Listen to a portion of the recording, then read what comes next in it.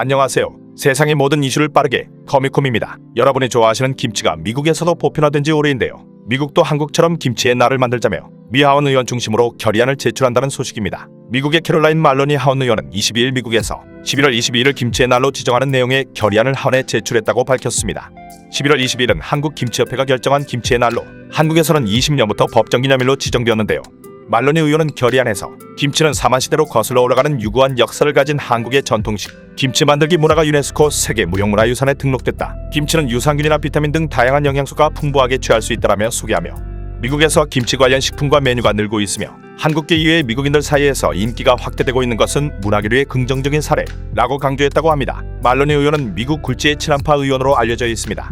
작년 8월에는 한국의 신형 코로나 백신 내 수급 부족 문제를 해결하기 위해 바이든 미 대통령에게 한국과의 백신 수합을 체결하도록 요구하는 사안을 제출하기도 했습니다. 그녀는 이번 결의안 내용은 여야 관계없이 정치색이 없기 때문에 결의안 채택은 어렵지 않을 것이라고 밝혔는데요.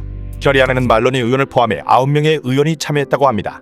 이에 대해 한국이민사 박물관 김민성 관장은 미 연방의회에서 한국의 소울푸드인 김치를 기념하는 결의안까지 추진되고 있는 것은 한국인 사회가 성장하고 있기 때문이라며 앞으로도 한국인 사회의 다양한 네트워크를 가동시켜 한국의 아름다운 문화를 전해 나갈 것이라고 말했다고 전해집니다. 이 기사를 본 한국의 네티즌들은 한류가 점점 세계에 퍼져간다. 기분 최고.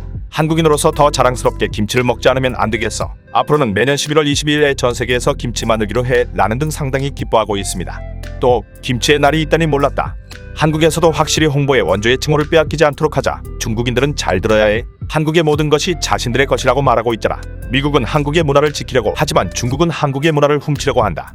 역시 한국에 있어서 중요한 것은 미국이다. 등의 목소리도 보였습니다. 한편 이 소식을 접한 일본 네티즌들은 부러움에 한껏 볼멘 댓글을 달고 있는데요. 미국도 한국처럼 김치의 날을 만들자. 미 하원 의원이 결의안 제출이라는 글에 일본 네티즌 댓글 반응 보시겠습니다. 미국 재료로 만들어진 김치라고? 원료 향신료 모두 미국산입니다. 한국의 가짜 수입품 투성이와는 다를 거야. 한국산은 배추도 고추도 수입 재료로 만들고 있잖아. 조심하도록 해. 일본의 단무지의 날 같은 건 없는 거야? 부끄럽다 정말. 이렇게 어리석은 선전 활동에도 돈을 쓰고 있는 조선인? 정말 한심하군. 모두 백악관 앞마당에 김치를 뿌려라. 하원의 법안은 정말 쓸데없는 것만 잔뜩이네요. 차라리 건강에 좋은 브로콜리를 먹으라고 그건 법안에도 있어. 이것도 통일교의 영향인지 의심되는데. 미국인은 도대체 로비를 얼마나 받은 거야? 부끄럽지도 않은 거야? 미국에서 김치의 날이 제정된 적은 이번이 처음이 아닌데요. 21년 8월 캘리포니아주, 22년 2월 버지니아주와 뉴욕주에 이어 6월 워싱턴 DC에서도 김치의 날이 제정되었습니다. 이번에 하원의원에서 결의하는 김치의 날은 연방의회 차원에서의 공식적인 기념일로 지정하자는 움직임인 것입니다. 미국에서의 김치의 위상이 나날이 올라가고 있는 것을 느낄 수 있죠. 미국에서의 이러한 움직임은 최근 중국에서의 우리 김치를 강탈하려는 움직임 때문인 것도 있다고 전해집니다. 중국의 이 주장은 김치가 중국의 고유 문화이자 음식이라고 일명 파오차이라고 왜곡 주장하는 행태로 중국의 한국 문화 예속화 시도의 일종입니다. 실제 파오차이와 김치의 차이를 잘 아는 사람이 들으면 이 주장이 얼마나 억지인지 알 수 있습니다. 예전부터 중국에선 한국의 김치를 파오차이 또는 한국식 파오차이라고 불렀습니다. 처음에 김치가 중국에 소개될 땐 새로운 음식 문화였기 때문에 그나마 비슷한 느낌의 중국에서 야채 절임을 부르는 파오차이에 빗대어 알려졌기 때문입니다. 떡을 영어로 소개할 때 라이스 케이크, 막걸리를 라이스 와인이라고 소개하는 것과 비슷한 사례라 볼 수 있죠. 그와 별개로 매운 배추라는 뜻의 라바이차이라는 단어가 더 구체적이고 정확한 표현으로 이 표현 역시 오래전부터 쓰이고 있었으며 한국의 김치라면이 있듯이 중국에도 이를 이름으로 한 라면도 있습니다. 이러한 용례 자체는 오래되었지만 그동안은 중국인들이 당연히 한국식 김치는 한국의 음식이라 여겨왔기에 큰 문제가 없었고 그냥 파오차이라고 해도 곧 한국식 김치를 떠올리기도 했습니다. 그런데 문제가 된 것은 2010년대 이후 중국 정부에서 교묘한 문화 공작을 벌이기 시작하고부터인데요. 중국 입장에선 중국식 야채절임도 파오차이라 부르고 한국식 김치도 파오차이로 부르는 일이 많으니 이 용어를 구분 않고 교묘하게 섞어서 쓰기 시작한 것입니다. 결국 파오차이를 둘러싼 집합관계가 점점 뒤바뀌어 중국 음식인 파오차이의 하위 분류 중 하나가 한국식 파오차이인 김치라는 논리가 만들어진 것입니다. 물론 한국 정부도 이러한 점을 이미 인지해 해당 사태가 발생하기 이전인 2013년부터 농림수산부 주도하에 중국 시장에서 한국 김치를 파오차이가 아닌 신치라는 이름으로 홍보를 해왔습니다.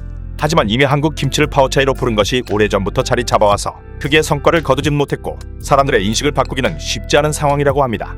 2020년 11월 이후부터 김치는 중국의 파오차이를 한국이 훔쳐 이름만 바꾼 것이라는 선동을 지속적으로 시전 중에 있습니다. 특히 외국인들에게 어필할 수 있는 유튜브를 적극적으로 이용 중이죠.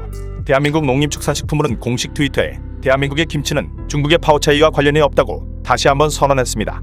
또한 김치는 2001년 코덱스 국제식품규격위원회에서 세계 규격으로 채택되었습니다. 규격에 따른 김치의 정의는 배추의 고춧가루, 마늘, 생강, 밥, 무 등으로 만들어진 혼합양념으로 버무려 발효시킨 제품입니다. 반면 파오차이는 배추류, 겨자줄기, 롱빈, 고추, 무, 당근 등을 소금에 절인 채소 제품으로 소금물에 담가 유산균 발효를 시킨 것입니다. 즉 절임이죠. 그리고 절임 해추는 김치에서는 재료일 뿐입니다. 또한 파오차이가 기재된 문서에는 이 문서는 김치에는 적용되지 않는다 라고 명확하게 명시하고 있습니다. 한편 한국 네티즌들은 중국이 문화대혁명으로 모든 문화를 자신들의 손으로 박살내버려서 자랑할 문화가 없기 때문에 중국이야말로 문화적 열등감으로 인해 K-팝과 한류 열풍에 편승할 겸 부러워서 저러는 것이라며 조롱하고 있습니다. 과거 일본의 기무치 사건은 루머로 인한 오해였지만 중국이 정부 주도로 김치가 자기 나라 요리라고 주장하는 것은 그것과 완전히 다르며 그간 중국 정부의 동북공정, 최근 한복 사태와 같은 일들이 반복됨에 따라 이제 한국인들은 중국의 김치 공정의 위험성을 진지하게 인식하고 있습니다. 여러분들은 어떻게 생각하시나요? 댓글로 의견을 적어주세요. 댓글과 좋아요는 더 좋은 소식으로 돌아옵니다. 시청해주셔서 감사합니다.